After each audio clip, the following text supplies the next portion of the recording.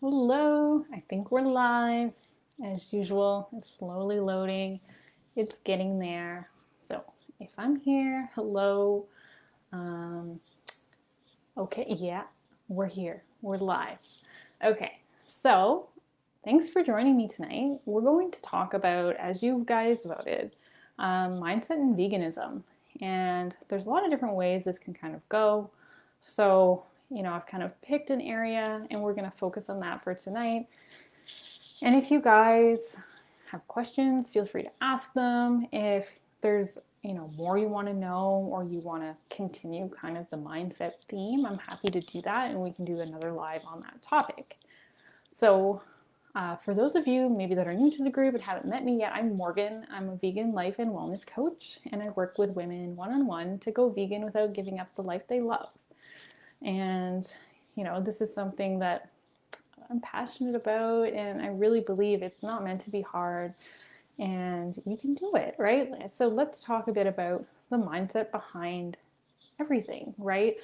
If your mind isn't in the right place, everything's going to be a little bit harder. And again, like I was saying, just because of like the nature of this, I have to be a little bit general, but that's okay, right? Like we're going to get kind of that foundational stuff, and it's something that you can apply to other areas, right? It doesn't have to be veganism specific.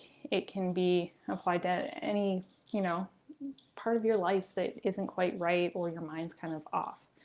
So I want to start today with a quote because it's relevant. It's something I think of a lot, and it's really meaningful.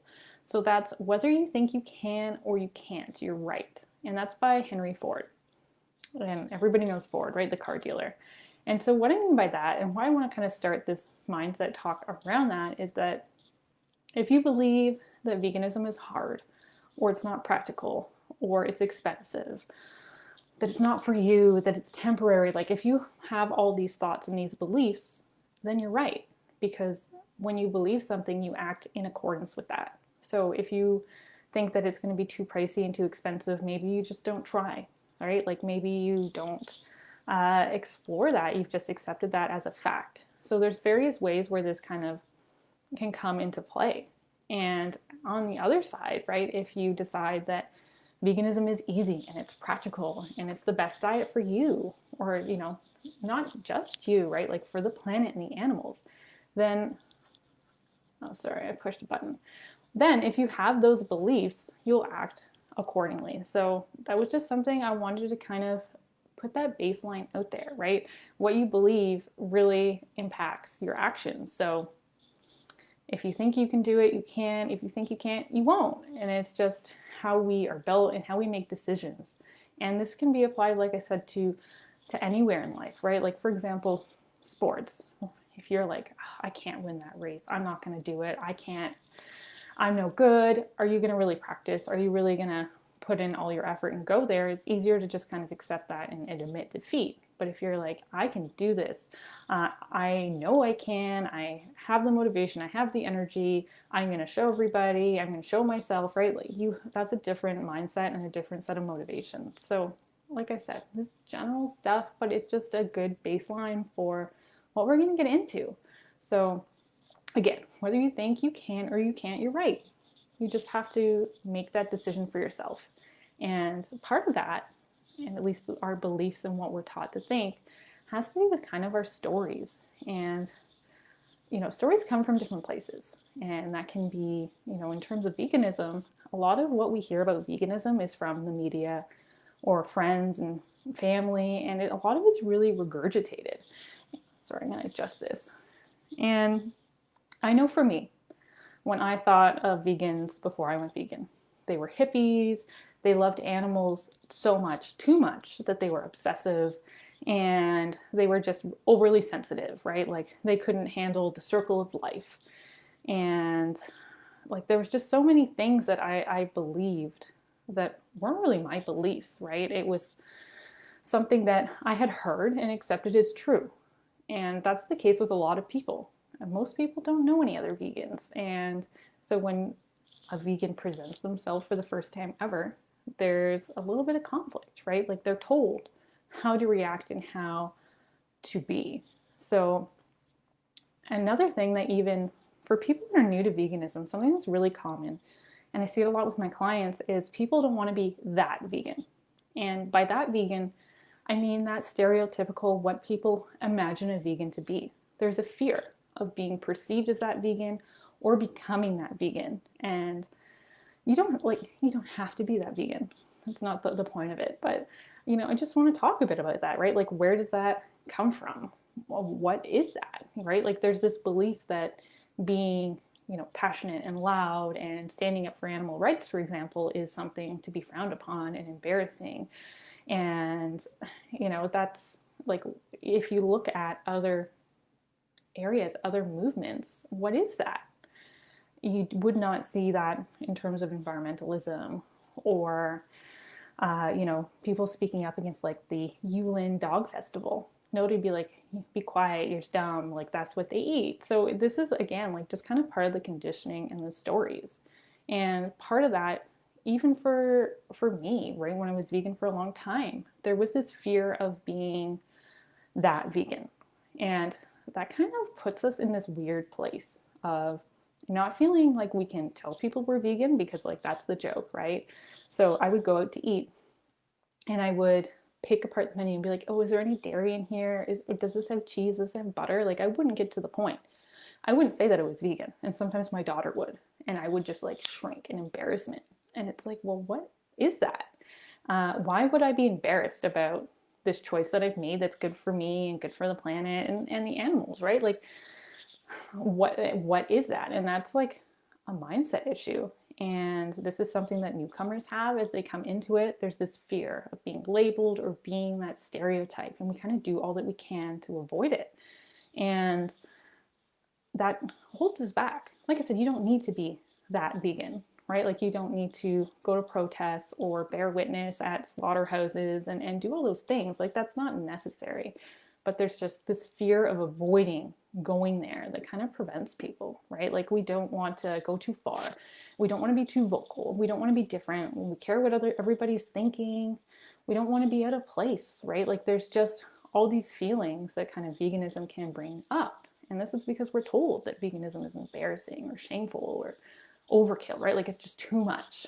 It's too far. Like, vegetarianism I can get, but veganism is too far.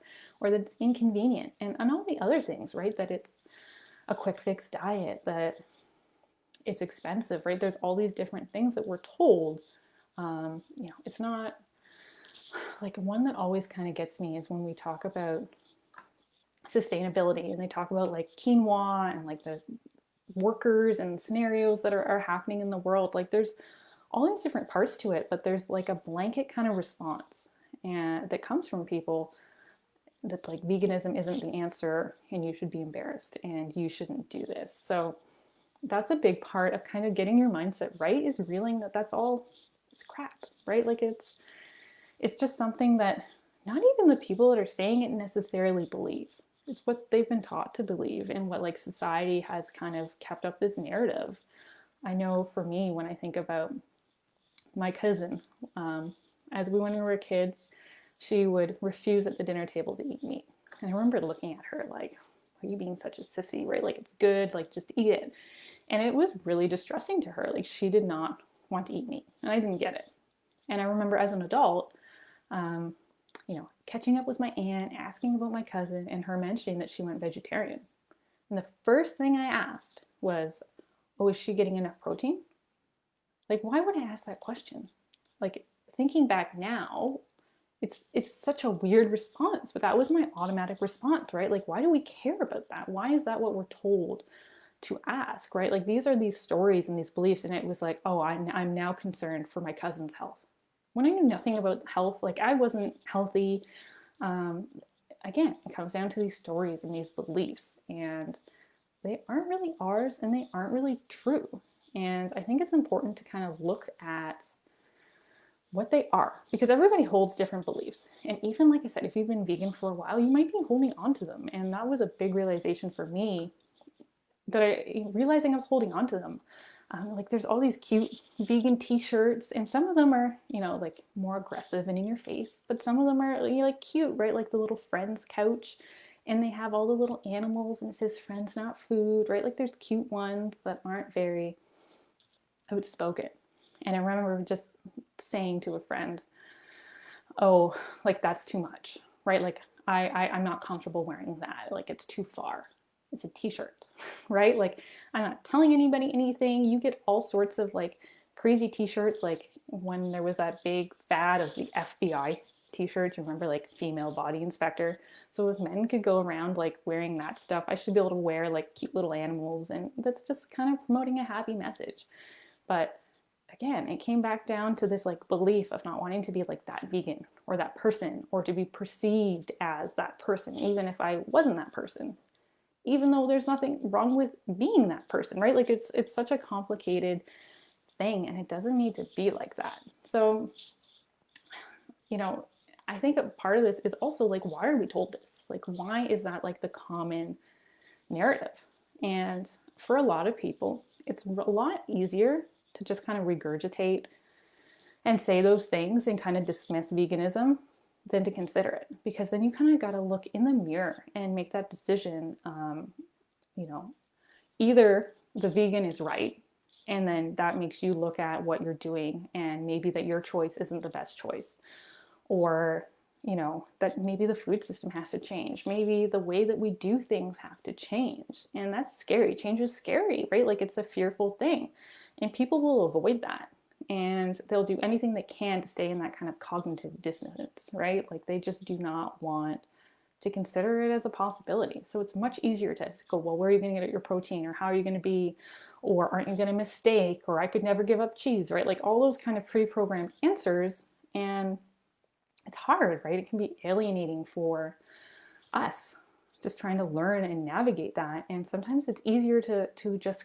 accept what people are saying and give up veganism, or, you know, be apologetic. And that's something that I think we see a lot, is that we're apologetic. And what are we apologizing for, right? Like we're not doing anything to others, and there's no reason to be sorry, right? Like your choice is valid and there's nothing wrong with you. And I think that's important to realize, that just because it's not the norm, it doesn't mean that it's not okay, or that it's not worthwhile, or that it's not practical, and all these other things. So part of this is kind of changing those beliefs and first identifying them, because if you don't know what those beliefs are, then how can you even look at them or consider them to be impractical or illogical? And sometimes when they're like bouncing around in our head, it can be easy to just kind of accept it as true. So I would encourage you to sit down and just write some things out. And writing can be really helpful, because there's something like I was saying, it bouncing around your head. It's easy to kind of let that flow and let go. But when you write it down and take a look at things, and it's not just this, like in general, when you start writing things down, you can kind of see them in the physical form and in front of you. And you realize, like, this is a lot.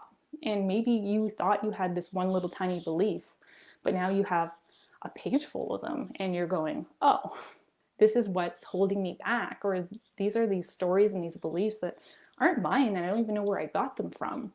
And so that's part of it. So what I would encourage you to do is like take a moment and think of what veganism means to you, what vegans are to you. You know, what do you think about vegans? What do you think about that vegan?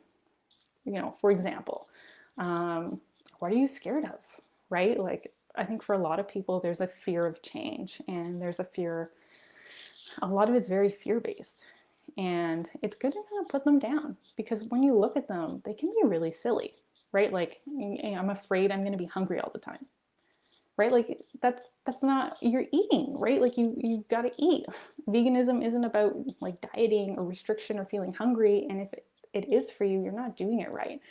So like I said, write them down and kind of take a look at the full picture. What are your beliefs? And then consider them and think, can I find counter evidence to this, right? Like if I think that veganism is expensive, well, you know, personally, I know that like a whole foods plant-based diet is really affordable. And for a very specific reference, one of our group members, Hope, she's doing this thing, bad intro, sorry, it just came to mind. So what she's doing is feeding her family for $200 a month, her family of 6, on a plant-based diet. And for most people, that's more than they spend in a week. So, she would be a great resource, right? If you have this belief that veganism is expensive, check that out, right? But use that kind of as a way to find counter evidence, right? Is this true? That's the important thing to ask yourself. Is this belief that I carry about veganism or about vegans, is this true? And then beyond that, where did I get this belief, right? Is this something that I heard on the TV before? Is this something that I saw on a TV show that had a lot of jokes about vegans? Because for some reason they just love doing that. Is this something that, like some dairy ad had a joke about like dairy-free cheese and I just absorbed that and took it as true, right? There's all these different things that are kind of influencing us and affecting what we believe and what we think is possible. So take a look at them and be honest with yourself, right? Like, do these serve you? Are they helpful? Are they real? And that's kind of a good way to start that. And as part of some of these beliefs, like I had mentioned a little bit earlier, right? Think about aspects of veganism. So for some vegans, like they're really passionate about the environment. But think of an environmentalist. Typically, people applaud you if you're trying to save money on water and turn out the lights and do eco-friendly things. Like that's generally an applauded thing. But when it comes to veganism as a solution, that's disregarded. It's foreign, it's weird, it's uncomfortable. People don't want to make that change and they rather dismiss it. So it's like, well, why is that okay here and not here, right? Like there's something that's not quite right. And again, you can tie that to animal activism. You don't have to be an animal activist, but it's good to look at that, right? Like, why are people who are rescuing cats and dogs applauded? People that go to China and go to the Yulin Festival and foster dogs and bring them back and save them. They're like heroes. It's a big deal. But if somebody does that to like a cow or a chicken or a pig, they're weird, they're extreme, they should be charged. And that comes down to stories again and beliefs and culture, right? Like the dogs in those festivals are no different to us than the pigs. It's just what we were taught to believe. And that's not what they were taught to believe. So again, it comes down to these beliefs and kind of looking at that. And if your motivation for veganism or plant-based eating is more focused on health, that's great. But also look at other, like I said, and when we're looking at conflicting beliefs and whether or not they're true. How do people react when someone says, I'm going keto, I'm going to lose the pounds, I'm going to get in shape? Most people are like, good for you, you're taking charge, like this is great. But if someone says like, I'm going to go eat a whole foods plant-based diet and I'm going to get my blood pressure under control, I'm going to lose this weight, people are like, well, what about protein? Well, you're not going to make a difference. Well, isn't that going to be hard? Isn't that not going to be practical? And there's all these things that come up about it. And they aren't really their things and they're not really your things. So kind of break that down and make that decision of what it is that you believe and make sure that they are things that you believe. So I need a sip of water. Sorry.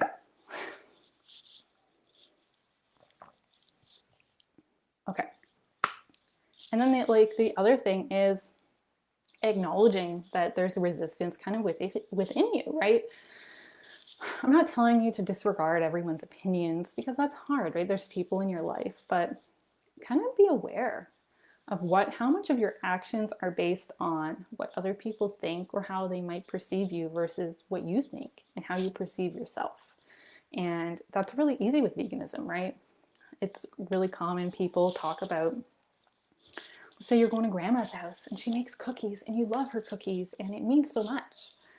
And you don't feel comfortable telling grandma, sorry, I'm actually not eating eggs anymore. I can't eat those cookies. And you kind of just eat them. And then that snowballs into something else. And maybe it's not that big of a deal in the grand scheme of things, like eating a cookie. But in terms of like your beliefs and what's important to you, you've let that bend because you don't want to maybe upset somebody. So it's something to keep in mind. And I think also people think of this like refusal, like I'm not eating that. You don't have to be that way. It can be a conversation. It can be very much like, thank you. Like, I really appreciate what you're doing here. I love these. Can we tweak this recipe? I'm actually going vegan. I'd love to come over with you next time, Grandma, and like we'll make them. We'll just put in some like flaxseed egg or a banana, whatever, right? Like we'll do a substitute and keep your original recipe, and I would love that, right? So there's got to be conversations around it. And I think people get really overwhelmed and they think, well, this isn't practical, I can't do it, this and this and this, and those come up. And then you have society and friends and family saying, this is hard, or that's boring, or are you not going to come to the barbecue anymore? Go to the barbecue still. Just bring a veggie burger, right? So there's all these things that kind of come up. And when you have them internally and then they're external, that's hard, right? Like, how are you supposed to fight through that? So again, back to the quote at the beginning, like whether you think you can or you can't, you're right. So work on that. Figure out where these stories are, where the beliefs came from, and whether or not they're yours. So another thing that I want to really kind of emphasize is that you matter, right? Like your choice is valid. It's your life and it's your body. And you're not hurting anybody, right? Like if you decide not to eat something, you are literally not hurting anybody. But people can take it like it's weird, it's different, and people have an opinion, and that makes us uncomfortable. But look at that in the lens of anything else in the world. Imagine anybody else telling you how to live your life in your body in any other scenario. Like it's not appropriate. It's weird. Like it would, you'd probably tell someone to go shove it, right? Like, are you going to eat that chocolate cake? Like, you tell people to mind their own business. So when it comes to like changing your lifestyle and like what you're putting in your body, like keep that same concept, that same idea in mind, that quite frankly, it's not affecting anyone. It's none of their business in most cases. And just go for it, right? If that's what you believe in and that's what you want to do.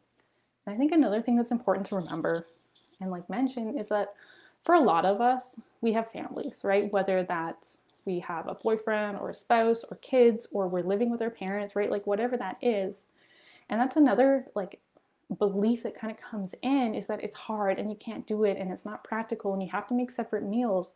And you don't have to, right? There's ways to fit it into your family, into your life, and you can kind of tweak that. I do have videos, other lives if you really want to dive into that, but like a quick rundown, like just find what you can have in common, right? Like there's ways that you can do things and tweak things and make it, easy, right? Like it doesn't have to be difficult and abrupt. And something else I want to bring up, because like this is something that gets said all the time. Sometimes, my husband says it and I have to kind of be like, okay, is if you, let's say for example, you have a vegan household, people worry about like hosting and having people, well, there's nothing there for me to eat, or what are they going to eat? And it's important to remember, right? Like unless somebody has an allergy or something going on where they can't eat certain food, they can eat vegan food, right? There's nothing stopping people from on an omnivorous diet from eating vegan food, right?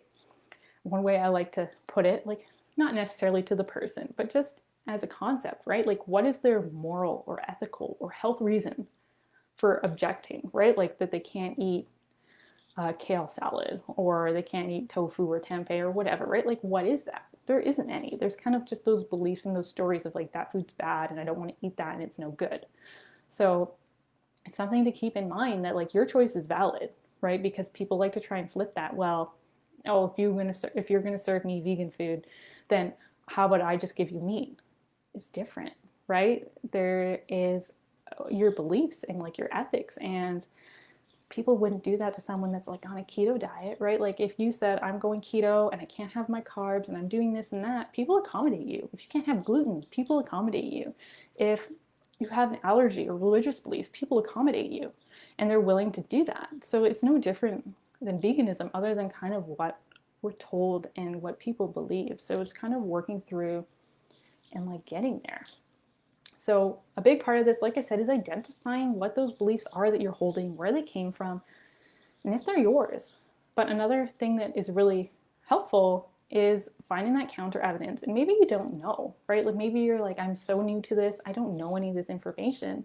That's okay, because there are a lot of ways to get the information. There's movies, there's documentaries, there's books, and like websites, right? Like there's so much stuff and it kind of flows. And it's not just like, some person on YouTube in like the tropical, I was going to say a tropical desert. Is that even a thing? In the tropics, like eating fruit, right? Like that's not like the basis of our like our culture or intelligence, right? There's doctors, there are studies, like there's all this stuff that's really like founded in science and fact. So, seek those out and find them. A great way, like I was saying, is the documentaries, because they're really easy. You can kind of throw them on and kind of get like a fresh look at things and make sure that you know what you're looking at and it's in line with your beliefs. So, or if you have beliefs that are not serving you, maybe you need to ditch those and figure that out. Some movies that I would really recommend are Forks Over Knives. It just came off Netflix today. Been there for like 9 years apparently. That was one that I watched in the beginning, and that one's really focused on health. And so if you are motivated by health, I would check that out. So some others on Netflix that are still there is What the Health. And I think that one would be really good for beliefs. It's very, sorry. It talks about, it's again health-based, but it talks about who's making those decisions and how things are recommended. And depending on your country, the recommendations are really different. For Canada, right, like we don't have the food pyramid anymore. We ditched that and we took dairy off. Like it's not part of the recommendations. We're told to drink water. Dairy is like an optional thing under protein. And if you look at like the My Plate, it's very plant-based. Sure, there's some meat options in the protein section, but there's no specific meat recommendations. So depending on your country, like there's different people that make policies, and whether or not that policy is based on science or politics or what, it kind of depends on where you are. So it's kind of good to like take a look and see what's going on. So What the Health is one that's really good for that. Sorry, I'm just looking to see what Hope's saying. So Hope is saying she serves items that are consistent with veganism and keto. So everyone gets to eat. It's the items which appear in both diets. Yeah, I definitely would recommend, right? Like there's no reason that you can't serve people vegan food. And if someone comes over and they are eating a keto diet, like I would be happy to accommodate them. I may not understand the keto diet, believe in the keto diet, but if that was something that they're passionate about and that's what they want to do, I'm happy to accommodate them. We can do that. It just is not going to be like fish or meat or whatever it is that they're eating with like MCT oil and all the other weird stuff they got going on. And sorry, when she has guests. So Hope's just saying when she has guests. Yeah. So for me, it's one of these things that's a little bit, it's a process that's constantly evolving. So me and my partner have been together for almost 8 years. He's not vegan, and neither is my oldest. But we eat vegan at home. But sometimes we run into this like, well, family's coming over. And he still does eat meat or other stuff, but just not normally at home. And like that conflict of we're not necessarily a vegan household and trying to balance that. And it's something that you kind of got to figure out what works best for your family, right? If your family eats meat, then maybe you have guests over and everything is vegan but the meat, right? Like there's things that you can do to play with it and tweak it. And it doesn't have to be that way though, right? Like it's just this thing that sometimes people, like the couples, go vegan or their family goes vegan, and that's great. But then there's this like weird social feeling of, well, I'm not providing people, or your guests may feel like, well, what am I going to eat? I don't want to go there. I don't want to eat vegan food. And that's, again, down to like these beliefs that they have about vegan food that aren't really real, right? Like these are things that we've been told to believe. And for most people, they've never even like tasted something vegan, or maybe they did one time and it was bad and now they'll never eat it again. But that's the same as anything else, right? If you go to a fast food joint, sometimes you get a bad burger. And it's the same way when it comes to plant-based food or vegan food, right? Whatever it is. So it's good to kind of make sure the standards are uniform. And I think that's kind of really what this live has been about. It's like, finding these beliefs and making sure that they're yours and that they make sense across the board and that they aren't specific to veganism. Because when you compare veganism or the aspects of it to something similar, the response doesn't make sense anymore. So what is that? Where does that come from? I guess another documentary. I think I stopped at What the Health, I think. Another one on Netflix is The Game Changers. And that one is, again, another one of those like myth busters. It's very athlete focused protein, like high performance athletes, right? Like not just scrawny little runners, which there is one in there, but there's also bodybuilders. Arnold Schwarzenegger makes an appearance, right? So that's a great one, especially if you have like men in your life that are really not feeling this. I think just sitting down and letting them kind of experience that and watch that can be helpful. Even if they don't decide to like embark on that journey, it can help them be a little bit more understanding. So another one I would recommend is also Cowspiracy, and that's on Netflix too. It kind of breaks down what's going on with the environment and those beliefs that we have, and what we're told, right? Like get the high efficiency light bulbs, take shorter showers, and the difference, or eat local grass-fed beef versus like fruits and vegetables that are imported, and kind of seeing those numbers and those statistics. They also have a great website, right? If you're just like, I'm not into watching, I just want to know, check out their website, and they have a lot of great facts there, and it can help you kind of like prepare like mentally and look at it and kind of reflect. And then also when you talk to others, because people have questions and you don't have to have all the answers, but it's good to have something. And then another documentary. So when I first went vegan, I watched Forks Over Knives first, and that was like a mind-blowing, like an awareness of health that I didn't have, right? Like it was not what I was told, it was not what I was taught, and I was confused by that and thought like I felt like I had been lied to. And then I watched some of the stuff that's more on the animal agriculture, like the ethical side. So I watched Earthlings, and it's graphic. It's really hard to watch. And I was someone that always was like, I know what happens with my food. I don't want to watch that. I didn't know, right? Like everybody thinks that they know and they don't. And I think that's kind of up to you whether or not you want to go there.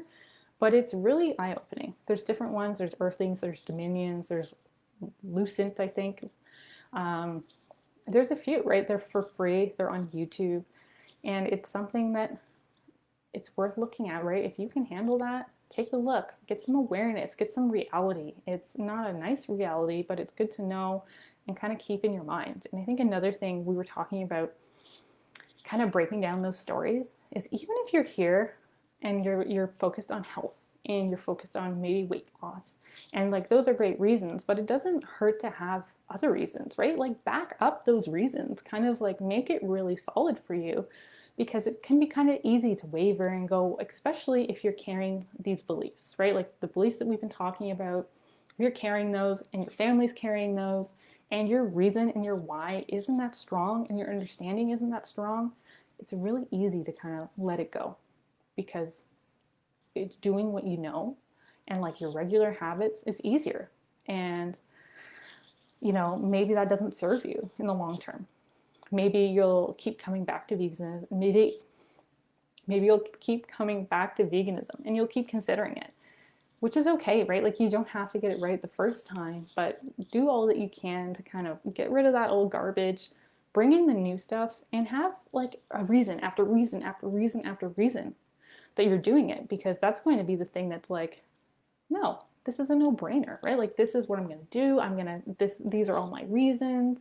These are all the beliefs that I thought were true, and I've discovered they aren't true, and they're not hurdles I need to overcome anymore. Okay, I'm just seeing what Hope's saying here. So Hope's saying her two oldest sons, age 23 and 21, work full-time, live at home. If they want to eat cheese or meat, they buy it and cook it. I don't make it for them, and 99% of the time they eat what I make for them. But they're adults paying me rent, and they live here, and I'm not going to tell them what they can and can't eat. They have to make their own decisions, and I will say that they eat far healthier than their peers. Yeah, so I think that's great, right? And I think you definitely don't need to force, and I think that's another belief people carry about that vegan, right? Like you're being forceful, you're forcing your choices, you're forcing your beliefs on other people, and you're not.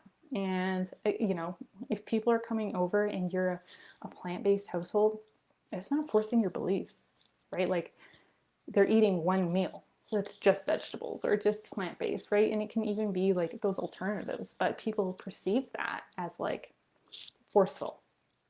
It's not, right? Like this is what we do. You're coming into my home. This is how it is. So I would not like feed into that. But yeah, like you can't tell people what to do, what to eat, you know, outside of your own household and your own, at least children, right? As they get older, people make their own choices. So whatever works for you and your family. Okay, I think this kind of covers it. If you have questions, let me know. There's a lot that we can kind of go into in terms of mindset and beliefs, and I kind of wanted to just give a big general overview because I think this is the spot that a lot of people get stuck on, is that idea of not wanting to be that vegan and not wanting to be perceived a certain way, or you know, all these stories that we carry, and they aren't ours, right? These are things that we've been told or we've regurgitated, and we don't even know where they came from most of the time. So spend some time taking a look at them. What are those beliefs? What are those stories that you have? Get rid of them. You don't need them, and fill them with new beliefs and new motivations and new whys. And that will really help you kind of nail it down. So again, I'm going to hit you with that quote again. Whether you think you can or you can't, you're right. You're going to act accordingly. So, you know, do some work, get rid of the garbage, and let's move forward. I will talk to you guys next week. Like I said, if you have questions, leave them, and we'll go from there. Okay, have a good night. Bye.